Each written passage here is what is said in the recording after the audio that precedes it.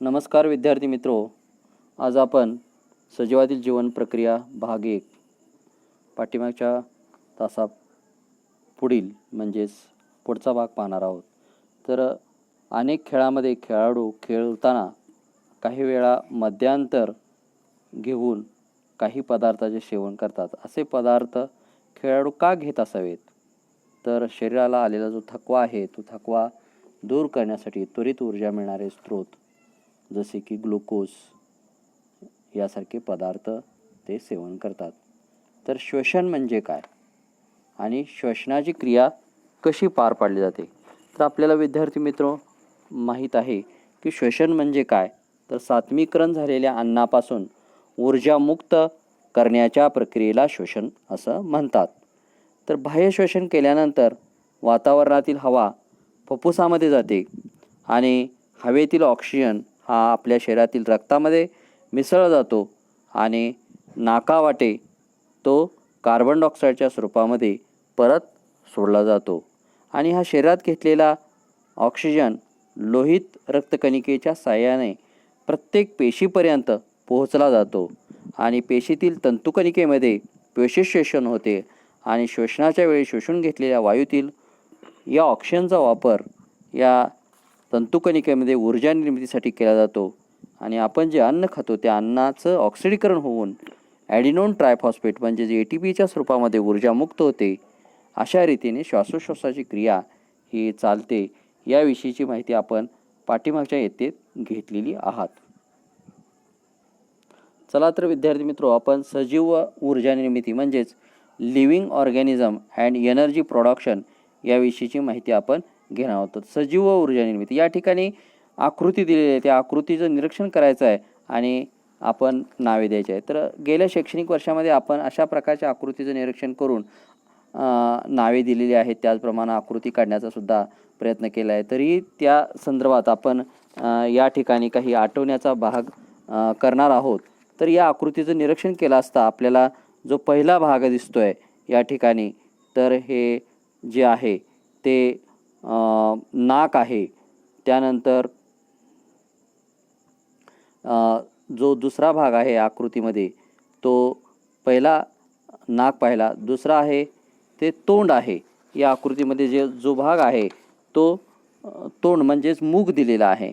तिसरा आहे ते स्वरयंत्र दिलेलं आहे, या ठिकाणी स्वरयंत्र आहे. चौथा आहे तो श्वासनलिका आहे, या ठिकाणी श्वासनलिका दिलेली आहे ही चौथी. पाचवा आहे तो श्वासपटल दिलेला आहे आणि त्या ठिकाणी जो उजवा भाग आहे आकृतीचा तर या ठिकाणी जी दाखवलेली आहे ती श्वासनलिका आहे आणि या ठिकाणी जो फुफ्फुसाचा भाग दाखवलेला आहे आणि श्वासपटल हे खालच्या बाजूला म्हणजेच वायुकोशाच्या खालच्या श्वासपटल हे वायुकोशाच्या खाली दाखवलेलं आहे, हे वायुकोश आहे. तर शेजारील आकृतीचे निरीक्षण केलं असता आपल्याला अशा प्रकारे या ठिकाणी दिसून येईल की सजीवामध्ये श्वसन हे शरीर स्तरावर आणि पेशी स्तरावर अशा दोन प्रकारे होते, हे आपल्याला माहीतच आहे. शरीर स्तरावर जे श्वसन होतं यामध्ये आपण शरीरामध्ये ऑक्सिजन घेतो आणि शरीरातून कार्बन डायऑक्साईड बाहेर टाकतो, म्हणजेच वायूची देवाणघेवाण होते आणि जे आपण अन्नपदार्थ आहेत त्या अन्नपदार्थाचं आपल्या शरीरामध्ये ऑक्सिडीकरण होऊन ऊर्जा पदार्थ घेतलेले आहेत त्याचं ऑक्सिडीकरण होतं.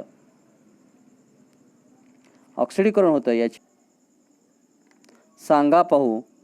ग्लुकोजच्या एका रेणूमध्ये कार्बन, हायड्रोजन आणि ऑक्सिजन म्हणजे CHOचे किती रेणू असतात? तर आपल्याला माहीत आहे ग्लुकोजचं रेणूसूत्र म्हणजेच C6H12O6 याविषयी आपल्याला माहीत आहे. म्हणजे C6 म्हणजेच कार्बनचे 6 अणू, हायड्रोजनचे 12 अणू आणि ऑक्सिजनचे 6 अणू असं मिळून C6H12O6 ही ग्लुकोजची संज्ञा ही होते, ही माहिती आहे. त्याचप्रमाणे या ठिकाणी दुसरा प्रश्न या ठिकाणी उपस्थित केलेला आहे. दुसरा प्रश्न असा आहे या ठिकाणी की हे सर्व अणू एकमेकांना कोणत्या रासायनिक बंधाने जोडलेले आहेत? हे सर्व अणू कोणत्या रासायनिक बंधाने जोडलेले आहेत? तर हे सर्व अणू एकमेकांना सहसंयोज बंधाने जोडलेले आहेत. याची माहिती आपल्याला आपण घेतलेली आहात. त्यानंतर तिसरा प्रश्न या ठिकाणी उपस्थित केलेला आहे. रसायनशास्त्राच्या दृष्टिकोनातून एखाद्या रेणूचे ऑक्सिडीकरण होते म्हणजे नेमके काय होते? तर रसायनशास्त्राच्या दृष्टिकोनातून एखाद्या रेणूचं ऑक्सिडीकरण होणं म्हणजे ऑक्सिजनचा अणू मिळवणं किंवा त्या रेणूतून इलेक्ट्रॉन कमी होणं म्हणजेच एखाद्या रेणूचं ऑक्सिडीकरण होण्याची प्रक्रिया होय. म्हणजे ऑक्सिजनचे अणू मिळवणं किंवा त्या रेणूतून इलेक्ट्रॉन कमी करणं म्हणजेच ऑक्सिडीकरण होणं होय. तर आपण जे अन्नपदार्थ खातो त्यातील प्रामुख्याने त्या अन्नपदार्थामध्ये कार्बोदकांचा समावेश असतो. आपण जे अन्नपदार्थ खातो त्यामध्ये प्रामुख्याने कार्बोदकाचा समावेश असतो हे विद्यार्थी मित्रांनो आपल्याला माहीत आहे. तर त्यासाठी शरीरामध्ये जी ऊर्जा तयार होते ती ATPच्या स्वरूपामध्ये प्राप्त होते आणि यामुळे आपल्या शरीरातील पेशी स्तरावरील शोषण होतं आणि सजीवातील पेशी स्तरावरचे शोषण हे 2 प्रकारचे असते, ऑक्सिशोषण आणि विनॉक्सिशोषण. तर ऑक्सिशोषणामध्ये प्रामुख्याने 3 टप्प्यांचा समावेश आहे. तर ऑक्सिजन शोषणामध्ये 3 टप्प्यांचा समावेश आहे. तर पहिला टप्पा आहे ग्लुकोज विघटन, दुसरा आहे ट्रायकार्बोक्सिलिक चक्र आणि तिसरा आहे इलेक्ट्रॉन वहन साखळी अभिक्रिया. तर पहिल्या टप्प्याचा आपण माहिती घेऊया. तर ऑक्सिशोषण या प्रक्रियेमध्ये ग्लुकोजचं ऑक्सिडीकरण होतं म्हणजेच ग्लुकोजचं विघटन होतं आणि त्याचप्रमाणे ट्रायकार्बोक्सिलिक चक्र किंवा केप चक्र इलेक्ट्रॉन वहन साखळी या अभिक्रिया घडून येतात. तर पहिली जी घटना आहे किंवा पहिला जो टप्पा आहे तो ग्लुकोजचा विघटन, त्यालाच आपण ग्लायकॉलिसिस असं म्हटलं जातं. तर त्या ठिकाणी ग्लायकॉलिसिस असं म्हटलं जातं. तर ग्लायकॉलिसिस म्हणजेच काय? तर पेशीद्रव्यात घडणाऱ्या या प्रक्रियेमध्ये ग्लुकोजच्या रेणूचं ऑक्सिडीकरण टप्प्याने विघटन होऊन पायरुव्हिक आम्ल त्याचबरोबर ATP, NADH2 आणि पाणी याचे प्रत्येकी 2 रेणू तयार होतात. तर ग्लुकोजच्या रेणूचं विघटन होतं आणि विघटन होऊन पायरुव्हिक आम्ल, ATP, NADH2, पाणी हे तयार होतं म्हणजेच त्याचे प्रत्येकी 2 रेणू तयार होतात आणि त्या ठिकाणी दुसरी टप्पा त्याच ठिकाणी ग्लुकोजच्या विघटनामध्ये घडून येते.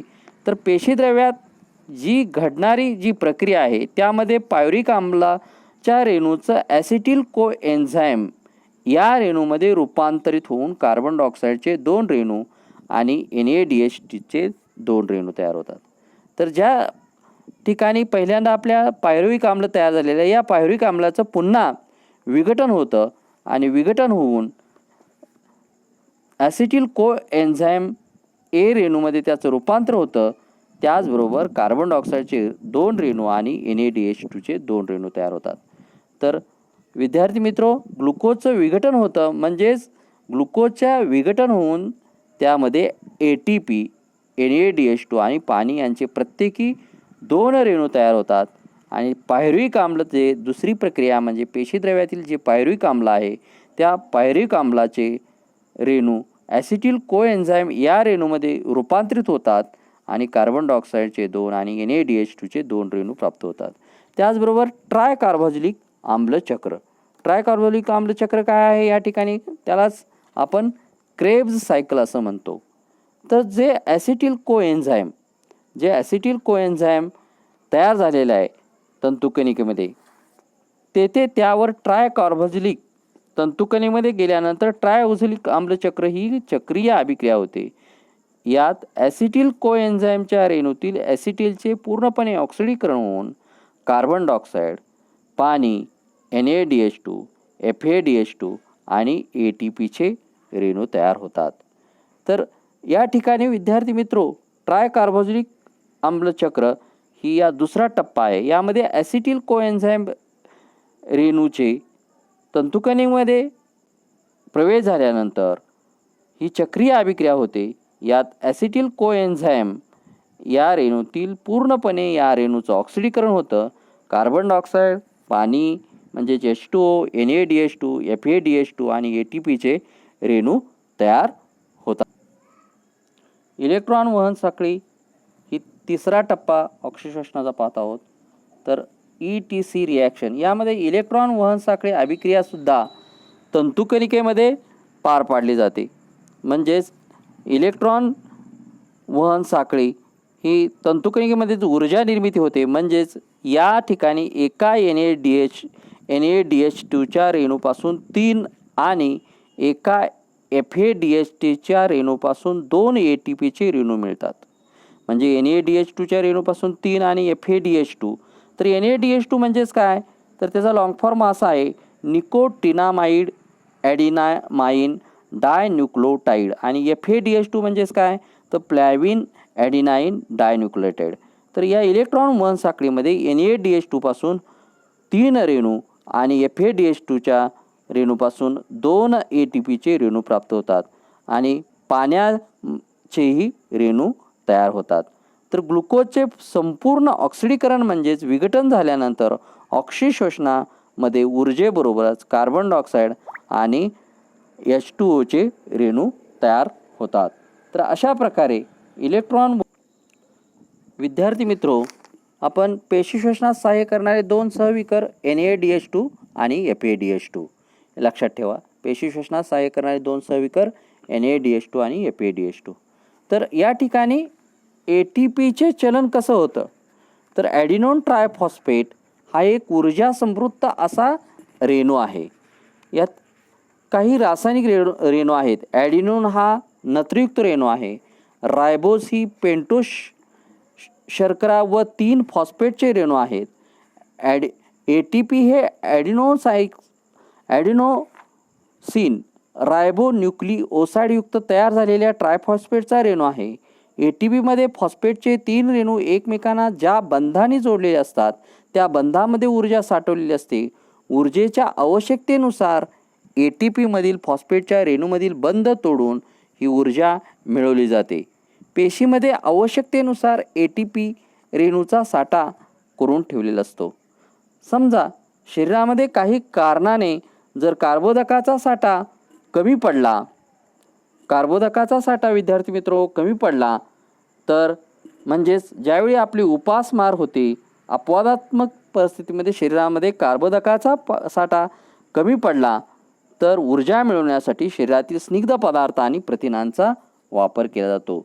तर कर्बोदकाच्या ऐवजी स्निग्ध पदार्थ आणि प्रथिनांचा वापर हा केला जातो. त्याचबरोबर स्निग्ध पदार्थाचे रूपांतर मेदाम्लामध्ये केले जाते आणि प्रथिनांचे रूपांतर अमिनो आम्लामध्ये केले जाते. मेदाम्ले आणि अमिनो आम्ल या दोन्हीचे रूपांतर ॲसिटिल कोएन्झाईममध्ये केले जाते.